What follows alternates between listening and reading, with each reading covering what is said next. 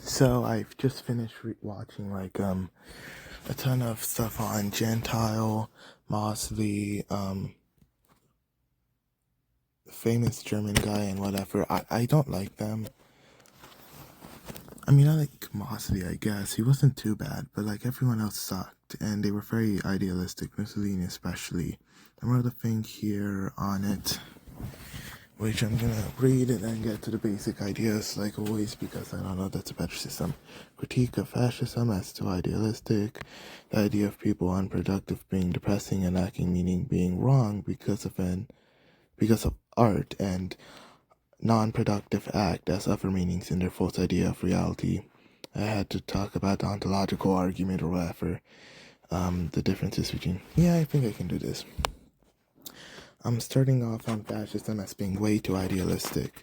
They understand reality as purely an absolute idealistic way, which is why Gentile named his philosophy absolute idealism. It's, first of all, wrong, and you can see that in basic nature. I mean, how these states fail, how if these ideas were right, then any sort of republic or dictatorship in the history, in the past, would have worked out if they were truly idealistic and truly for the people. To people who are against this stuff, why would they be against it if it was like the same community? Why would there be rebels? Why do you have to suppress people if really it was for everyone? I get that it's a personal thing where people are they have to be disciplined and stuff, but if it was truly for the people, then they wouldn't have to resort to such measures if it was actually democratic or a pure version of democracy. They put the idea that people need this sort of discipline and stuff to be productive in their economy, that people don't know what they want or what they have, and people are naturally lazy or stupid or selfish.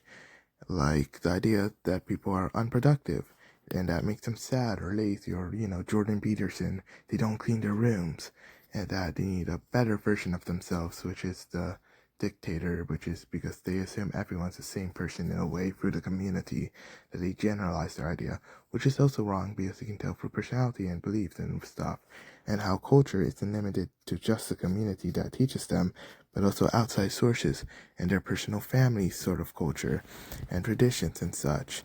So you can't just assume that everyone believes the same and are the same just because, which is another issue. But even then, in their idealistic idea, where meaning and purpose is derived from like some sort of action, because fascists love action, then even the unproductive action is still a action that gives purpose, but they ignore that and they go, well, art is, we need a different form of art. Art is actually productive for this, and other arts aren't. They assume that some actions are bad, some actions are good, even though in their idea, it's mostly subjective to the community, and that any action still creates value. I'm not gonna go for the ontological argument, or do groups exist, or do identity or small people exist? Is it the individual or the group? Because group is just a generalized, group of individuals. I mean, everything, if you want to think about it, are little specks, It used to be atoms, now it's like, whatever it's called, I forgot. Sparks or whatever. And these things, they create things, and those things are the generalized group of it, right? We're not just interpreting the sparks to be what they are. The sparks create something out of their organization. It's a generalized idea of what it is, not like a separate thing. I mean, it's kind of not really a good argument they make with ontological argument. It doesn't prove idealism or disprove materialism. It just shows that groups are just generalized groups, which is crazy. It's not a single entity. They don't think the same. You can see that. I wrote about Nazis and how they're different to fascists, and that's true. Fascists are absolute idealists. They literally have the idea that everything's in your brain. Nazis are esoteric bloodline people who believe in like racist, material ideas like racist, but that they are spiritually or religiously inclined towards something. They have an esoteric understanding of the world. I know esoteric fascism, which by the way is a contradiction, because fascism is absolute idealism and like not connected to any sort of thing. Esoteric fascism is actually esoteric Nazism, which is basically just normal Natsok, but with more religious or organized areas. Natsok is a religion. It's a disorganized religion that it's broken and shattered all over the place, basically. It just has a basic idea of what it is, but doesn't have a written text or something. There's ideas of, okay, so raise this, and once appeared in Africa because of social Darwinism, and this is a gift from God or whatever, and this is spiritually inclined and blah blah blah. They don't have an organized idea. They really don't. That's why they tend towards conspiracy theories and Jews and stuff. But esoteric fascists, which are actually just esoteric Nazis, since they're not fascists because of idealism, they have an organized way of putting it through. They have this idea, this religious idea of how it goes and how this stuff works. However, they still fall to the same issue of that doesn't really make sense, you know. But still, at least they're organized. Esoteric Gnosticism is just an adapted form of it, but it's the same anti-Semitic nonsense. Neo-Nazis are not fascists or Nazis. They're completely different because they base politics as Midas right, which is a capitalist idea, not a fascist one, and ultra-conservatism. They don't understand idealism or the act. They're usually materialistic, and they usually don't comprehend ideals. Instead, while some do get inspired by the idea of like race and whatever from Hitler, they actually completely misunderstand the basic idea of fascism and go for a more ultra-conservative area with dictatorship and identity politics. To the point they glamorize the actions of these, but not the philosophy of it, and misinterpret the ideology in general. I was gonna write a critique on futurism here but I didn't get to fully listen to the futurist thing before I got bored, which is ironic. But from what I know, I don't think dynamic culture is a solution to the cultural dialect, in my opinion. I know that's not what they were trying to achieve. They were trying to achieve some ideal, ultra-progressive thing to accelerate society and towards nothing, by the way, just a dynamic culture where people can base their lives upon violence and action and stuff, which is kind of fascist if you see it, the action thing. But in the end, I thought maybe this could be a fix to the cultural dialect. Not really, because all it does is create a culture based on violence and change and change and change. But that doesn't really, how do I say this? That doesn't really fix the culture issue. If culture just creates counterculture of its own and forces it on, because it still grooms kids into a idea of the world, just this time it pushes itself to an issue, the counterculture of it, and then dissolves it to itself, and it continues. It just creates the already dialectal culture thing and makes it potent, basically. Instead of the counterculture being outside and then being absorbed by the culture creates the counterculture and then absorbs it again. The real dialect there is that entire dialect in the dynamic culture, it's also part of a different dialect because of what the culture is based on. Because futurism is still based on violence and actions, then there's conservative and pacifist counterculture that would go against that. Then what then? If they work like normal culture, they'd have to like adapt to it and absorb it. But if they work in their dynamic cultural form where they create their own counterculture and absorb it to themselves, and that would be like self-reliant, they wouldn't have to absorb the counterculture that's outside of them. They'll have to absorb their own counterculture, right? But that doesn't really make sense. Then you'd have a dualistic, like the internet. You would have a way where, like the pro-ship and anti-ship stuff, where there's no synthesis of the culture, there's no adopted balance like Schelling. Instead, it's just stuck in a dualistic idea. You just have two sides forever that can't really fix each other, because the dynamic culture cannot absorb the counterculture that's outside of it, like normal culture. Instead, it can only absorb the counterculture that's in it, that it creates. Therefore, it stops the absorption of culture, but it still has a grooming of culture.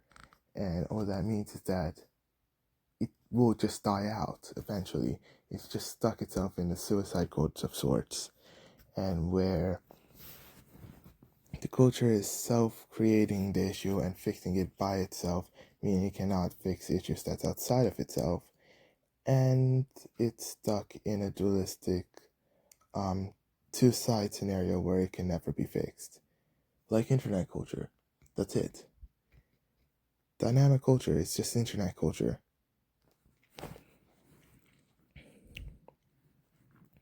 I wanted to also to talk about like CSEC, which is surprising because I was just listening to fascist theory, but I realized CSEC's thing on Christianity is so weird because it's just based upon the idea of humanism being atheism. I already said humanism is not atheist. Humanism is like atheist, but it's not. It's a godless religion. CSEC's Christian atheism is just based upon the idea of, well, it's more atheist, it's more humanist actually, for well, he said atheist, but it's actually humanist, for God to come down and become human than for God to just not exist. But it's more atheist in reality for God to not exist than for God to come down and become human. That's humanism. That God comes down metaphorically and becomes human. That's the humanist idea. So really, he was wrong about that too. This is completely off topic, but Islam is completely different from Christianity, and there's a reason why Christianity was overtaken by culture. So I already talked about how religion was a failed culture, how religion was supposed to be the adaptation of culture by using defined values and idea of afterlife to spread, to keep itself more radical and make sure there's not as much rebellion. It works in a different way. It's less dialectal. Religion doesn't have a counterculture to it. It doesn't have a dialect. Religion is it's a grooming scenario where there's no outside progression. It is something you cannot change. Religion is stable. Religion is still. If there's a separation in religion, there's no synthesis. That separation becomes a new sect in the religion. It doesn't split apart. It doesn't reabsorb. When a religion has a struggle, it either turns into two religions, which both have the basic same goal, or it becomes two sects in the same religion. It is a better culture in its idea, but the problem is most religions were materialistic to some idea. With Jews it was, I forgot, damn. Wait, yeah. With Jews it was like material, they had material laws and material stuff. They had prophet or some idea of God already in their head. They had a way to understand God, a material area of it, which is true. They talked to him. There's nothing wrong with talking to him, but they had an idea of who he was and how he was defined in a material sense. In Christianity, it's way more obvious. God comes down in material form, which links God to the material, just like in Judaism. And in other religions, it's usually material to some way or form, Zoroastrians, the dualism made it seem more material as these things happen in a world that's in the material world, it affects the material.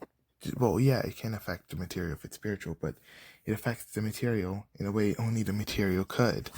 Or with Hindu and Buddhism, well, those barely are religions. They're mostly very, very material. Polytheism usually tends to be material because the idea of multiple gods makes them no longer spiritual.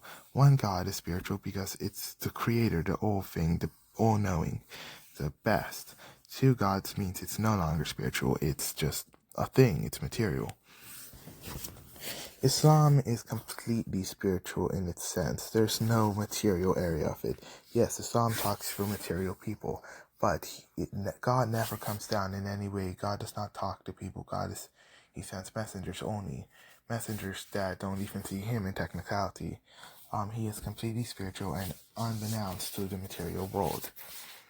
I already said Islam and fascism can't really be together because fascism sees the world as only through human lens, but I'm about to explain that because Islam is completely spiritual, it sees the world as God's imagination through God's lens. That's why you have to give up your ideals. Well, in religion, intended in a material sense, so people could say, well, I agree with this religion more, so I'm going to join this one.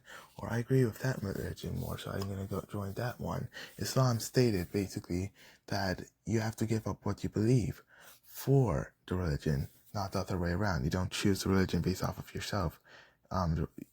You choose the religion based off of the religion. And that's what makes it so much different. It's the only successful religion. Religion is a failed experiment, but Islam did not fail. It actually, ISIS is not Islamic. I hope people know that. It's purely anarchist for the reason of anarchy, racist for the reason of racism, very much heretical to Islam, blasphemous, and so many other things. Al-Qaeda's atheist. Yes, they were Islamic, but their basic ideas are atheists. They were Ba'athists. Osama bin Laden was Ba'athist, at least. And they didn't really care about religious areas. They just cared about protecting their nation and material stuff. They weren't exactly Islamic. But outside of those areas, Islam has never been very violent on stuff or anything. Those were mostly heretics or blasphemous groups who are not really Islamic, like Osama or ISIS or whatever. Those aren't really Islamist, but yeah, basically, Islam is pretty much the only successful religion, I think. Although, some people aren't exactly as keen on that since they keep being racist or whatever. Nation of Islam. Well, I've liked Nation of Islam for a while. It's just a cool idea, like Gnosticism I liked. Nation of Islam, same reason. But what I do realize is that they kind of do the same as Islam, but in a completely different way. While most religions are mostly spiritual, with material ideas, Nation of Islam is mostly completely material in its way. It uses Islamic ideas, but it materializes God as different forms and stages of humans, God scientists, which is their official doctrine, of human God scientists that create materially. Everything's materialized. They create a false culture, a false quote-unquote black culture, which doesn't actually exist, to use culture to support its religion, basically. It uses culture to push itself up, just like Islam. It is another successful religion, because it uses culture to make sure culture can't overtake it, and to, create the nationalism necessary to delude people in the idea of religion.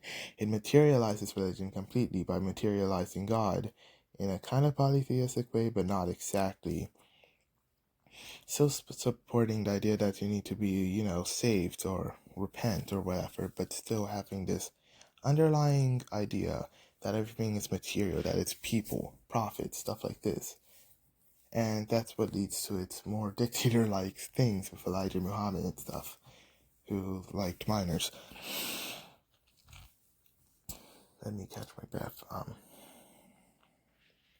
It has a material superiority over culture, and that leads to it being mostly materially revolutionary. And it's very much a successful and revolutionary religion. Like how Islam can change so much and be very revolutionary despite being peaceful. Black Islam, Nation of Islam, literally has control over people in the opposite effect. While Nation of Islam is completely idealistic, completely religious, and that's why it's a successful religion. Nation of Islam does the exact opposite. It's completely materialistic. It's 100% down to earth. Well, not really down to earth, but it's 100% earth-like and materialistic and people-based, to the point that while it uses material culture to push itself up, that's what creates its idea. It's basically upon culture, people, you. God is a prophet and prophets and prophets and prophets and all these God scientists to create a material understanding of Islam that uses that understanding to delude people in a new sort of religion that's just as successful as how Islam does with the old set of religion. And that's what makes both of them so revolutionary.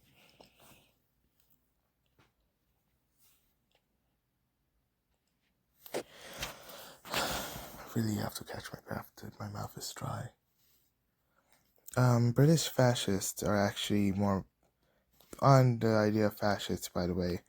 British fascists are completely different from fascists and Nazis, even from their origins.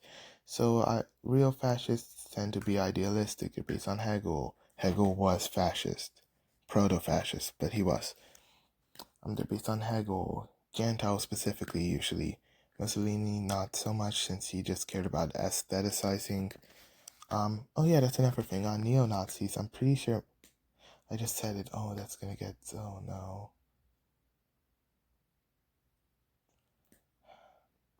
You can't say that. It's gonna get in, whatever. The aestheticization and identity politics thing might have been from Mussolini's whole, aestheticization of politics and philosophy to give people meaning in a Nietzschean way. While Gentile wrote the actual fascist theory, Mussolini kind of wrote like, he didn't write a lot actually, most of it was ghostwritten, but his actual ideas were Nietzschean. He was just a Nietzschean. He aestheticized and identified on politics to be about identity. British fascists are actually more materialistic and are more based on socialism than anything else. They don't care about race, they don't care about idealism, they care about the Italian praxis, Sorel corporatism, Marxism, and materialism. It's not as authoritarian as you can see, or idealistic or brutal, because it's not based in the same idealistic ideas or esoteric as the other ones. It's based upon fact. It's based upon utopian socialist, well, not utopian, but it was based upon socialist ideals, but it was a corporatist system based on Italian fascist praxis and not Italian fascist theory. It saw how Italian fascism did in its actual practice and how, in the economy it went a certain way that might have been successful, might have been not, I don't know, but to them it seemed to be successful.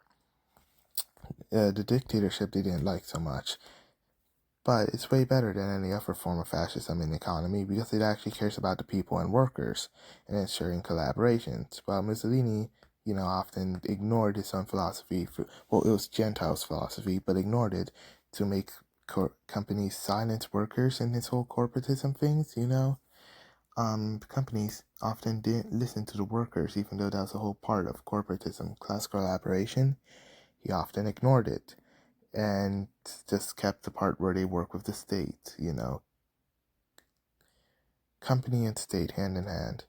And, German guy just focused on nationalism, dualism of a needed group to hate to make the group that they're part of seem better, This group's really good, so we need another group to hate in order to make the first group seem really, really good. Like Germans and the people that they got rid of.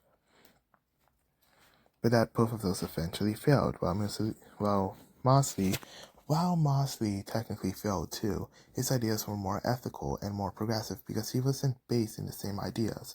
He was based in actual practice. He was based in making people happier. He wasn't based in theory. I think that's all I have to say about fascists for now.